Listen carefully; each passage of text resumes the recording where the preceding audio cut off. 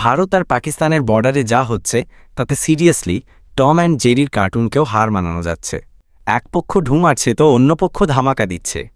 ভারত বলছে আমরা তো শুধু একটু নামিয়ে দিলিস, আর পাকিস্তান বলছে কি সারপ্রাইজ। কিন্তু আমরাও তো কম যাই না। মনে হচ্ছে যেন সিনেমার স্ক্রিপ্ট লেখা হচ্ছে যেখানে টু বি কন্টিনিউড লেখাটা মাস্ট, আর আমাদের শেহবাজ সাহেব তো একেবারে ফুল ফর্মে। ভাষণে এমন সব ডায়লগ দিচ্ছেন মনে হচ্ছে যেন বলিউড সিনেমার স্ক্রিপ্ট থেকে কপি পেস্ট করা। বলছেন যদি আমাদের কোনো নাগরিকের ক্ষতি হয় তাহলে তার সমুচিত জবাব দেওয়া হবে।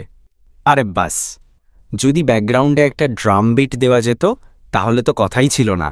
এদিকে ভারতের তরফ থেকে কোনো অফিসিয়াল খবর নেই, তবে মিডিয়াগুলো এমনভাবে নিউজ দেখাচ্ছে যেন বর্ডার 2.0 এর ট্রেলার চলছে।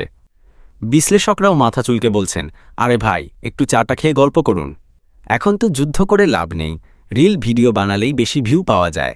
সব মিলিয়ে দুই দেশের রিলেশনশিপ এখন ইটস কমপ্লিকেটেড মোডে। কেউ কাউকে ব্লক না করলেও মিউচুয়ালি মিউট করে রেখেছে।